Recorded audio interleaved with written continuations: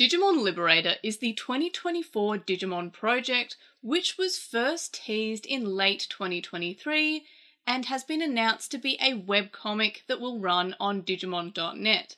This is similar to the release that we saw for Digimon Seekers, which is a web novel, and the majority of Digimon Dreamers, which started as a manga in Saikyo Jump before moving across to being released now monthly over on Digimon.net.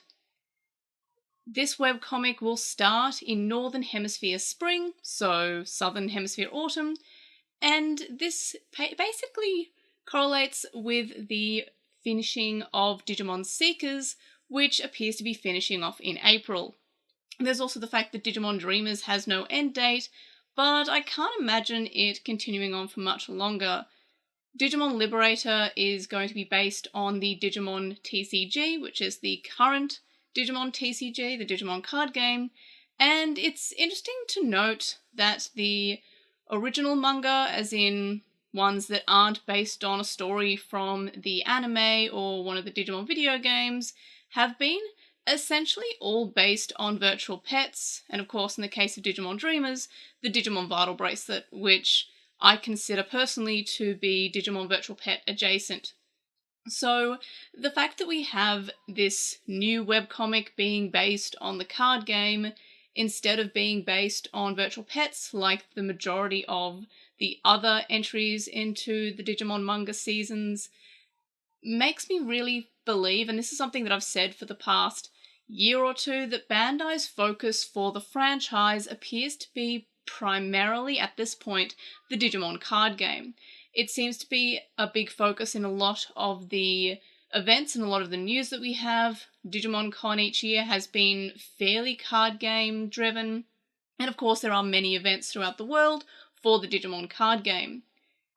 However, there's still no online kind of tabletop simulator officially released for the card game, which many, myself included, would like from the franchise, but the game itself is indeed rather popular, and Bandai seems to be using that as something that they believe to be profitable, I guess, and they're putting a lot of resources into promoting and selling, of course, the Digimon card game.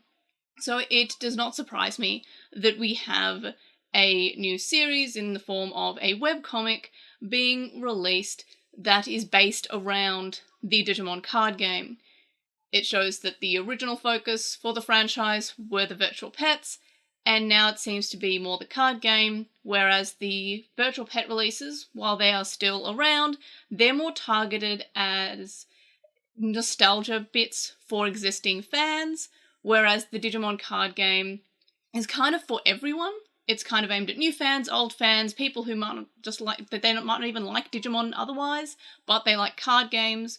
So it makes perfect sense that Bandai would want to release a story to do with the card game, because the virtual pets, as I mentioned, are basically being targeted towards a demographic of existing fans, people who grew up with them, who had the virtual pets, and they're also priced accordingly for the older fans. This is more accessible to what Bandai considers a bigger demographic of people who play the card game, because you don't need to have that much nostalgia for anything, because the card game itself in this form is only a few years old.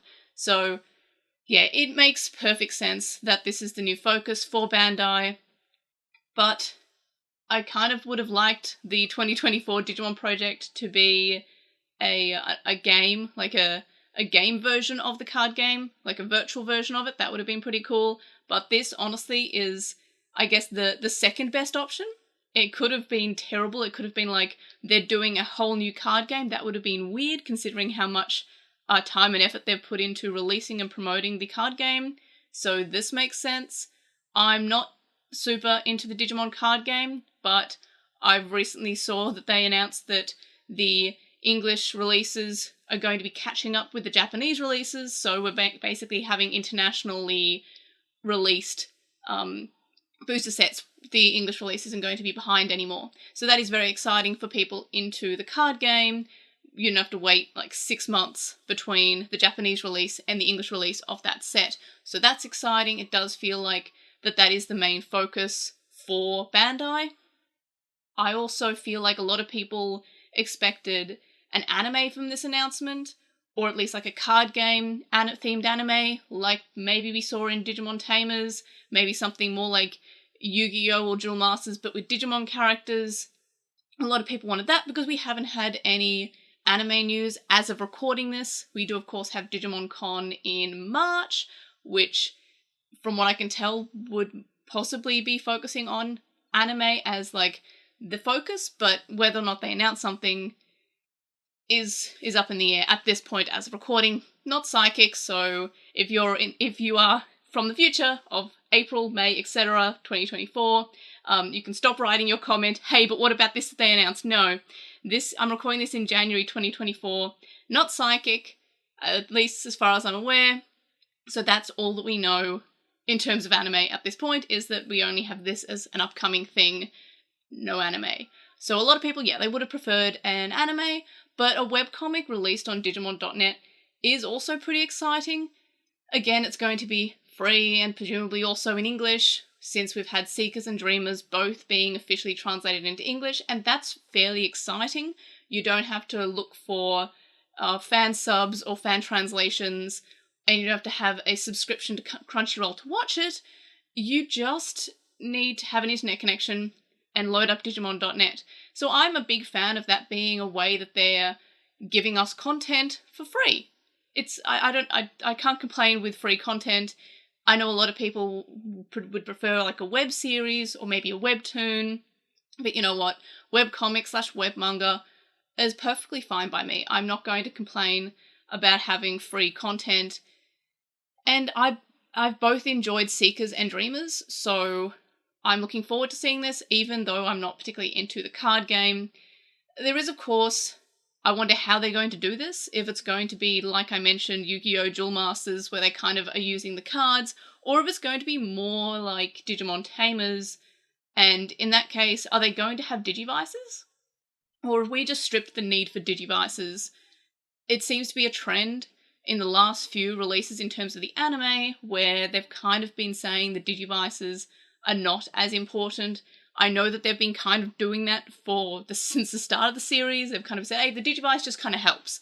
But more recently, it feels like the Digivice is even less relevant. So I'm wondering if they're going to completely do away with any Digivice.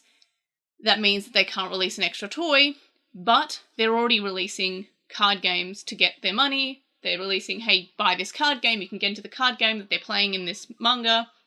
So I guess maybe they don't need the extra funding with a toy. So from what I can see, there's no Digivice, but again, I'm recording this in January. Maybe there is a Digivice, maybe they're using the Vital Bracelet again, maybe they're using something completely different, maybe they're using maybe they're using their phones. Who knows? Phone would make sense, like we've seen in the more recent Digimon Adventure movies, such as Kazuna and The Beginning. So that wouldn't surprise me, honestly, if they're just going the Digivice is the phone. But I can also easily see them going the Digivice isn't necessary, because that's kind of the trend that I've been noticing more recently in the series. But again, it could be something like Tamers, where they have like an in-universe thing that counts their power and it gets turned to a Digivice. I don't know. But it's January. Kind of too soon to tell. I'll probably do more videos on this, depending on how people like this one. So we do know a few characters for this series. We, of course, have various Digimon, and of course we have their human partners, or whatever they're going to be called in this. I wonder if the Digimon are even going to be real, or if it's just people playing with Digimon, who knows. But we have our first character, who's called Kazama Shoto, and his partner Digimon is Terramon, who evolves into Galemon. So fairly standard here. We've got a dinosaur that devolves into a different dinosaur. Very cool, like this design. Then we have Kinosaki Arisa, who has a very cute Digimon. Probably one of the cutest Digimons that I've seen in recent years. And it's called Shumon. It's a shoe. It's a thing in a shoe. It's very cute, but it's just called Shumon. And Shumon evolves into Shumon. I guess because it's kind of like a rodenty thing. It's a play on Chumon, which already is a Digimon, by the way. So that's kind of like a joke there, but the fact it's just called Shumon is kind of funny because it goes from having one shoe to two shoes and, Shumon. So that's kind of funny. I kind of like that. It's a very cute design. It's kind of got the humanoid curse of, like, being an animal that evolves into a person, essentially, which isn't my favorite thing. I definitely prefer the Shumon being just this adorable little thing, but whatever it is what it is, it's fairly cute, and it's still very funny that's just called Shumon. Like, I saw so many great names that people came up with this, but no one, I don't think anyone really predicted that it was going to be called Shumon, and we honestly should have at this point. So, we also have seen various other shots of characters that are, as of recording this, unnamed, and another Digimon that appears to also not have a name seems to be a new one, but there are existing Digimon such as Sangomon, Ghostmon, Sand Lizardmon, and what looks to be Venomon, or Vemon, which is from Digimon World 2003, so that's pretty cool. Love when we remember Digimon 2003 exists, because it's probably my favourite game, but also it could be nostalgia goggles there, so it's good in my memory from when I was 10 years old, so that's exciting. But in any case, that's essentially all we know about Digimon Liberator at the moment. Of course, if we get any big updates for Digimon Liberator between now and when it starts, I'll do an update video. But I do plan on doing kind of video reviews of it, depending on how much people want those, similar to what I've done with Digimon Dreamers. However, the views haven't been so good on the Digimon Dreamers one, so I'll kind of have to gauge interest when we're close to the date. But I do intend on covering this. Obviously, I do intend on reading it at the very least. So that's all we know about Digimon Liberator, unless I've missed something, which I don't think I've missed anything. But if I have, you can shame me in the comments, unless it's something from the future. So if it's something that was announced after the 23rd of January 2024, I'm not psychic, I'm sorry. But in any case, that's it from what I can tell.